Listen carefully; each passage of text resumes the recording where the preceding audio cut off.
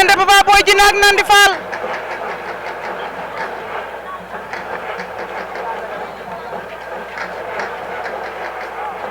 Papa Boy Djiné Nandi Fall waaw papa lan lay door ci pooj yi nii papa kan lay woo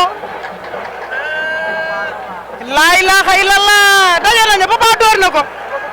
Nandi dugg na papa door ko mu génn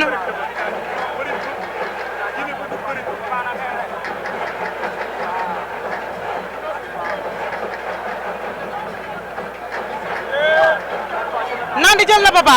ña nga ca Nandi Fall Papa Boy Djiné Nandi Fall Papa Boy Djiné daan na ko laa ilaaha illallah Nandi Fall daan na Papa Boy Djiné laa ilaaha illallah mais attention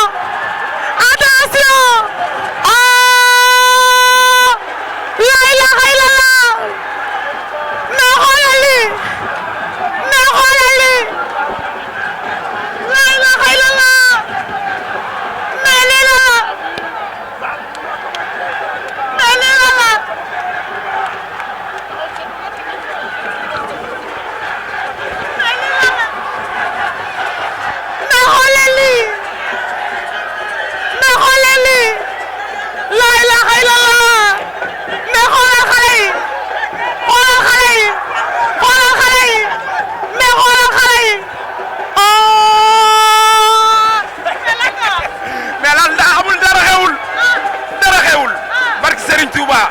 wóor na yàlla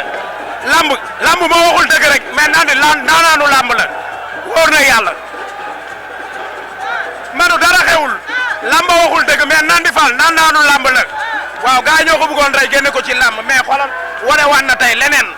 barke Serigne Touba day dugaat cour des grands lay dugg barke Serigne Touba lu leer laa la wax maanaam séerase na ko may sens na ñëw ñu bëre. waaw xoolal lii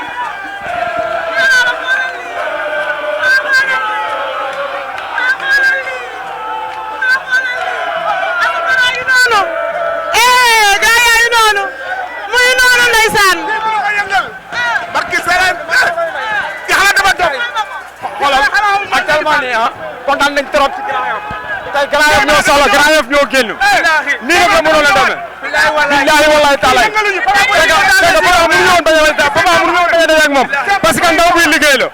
Papa biñ koy jël ñëpp nee nañu bu ko jël mais ndaw comme ndaw buy liggéey la dañuy opté pour daje ak moom mais lii la yàlla mënoon dogal Nandi 18 victoire la am non moom Malo Seras am non Nandi moom Malo sama gaañ la Malo sama gaañ la lamb moo ngi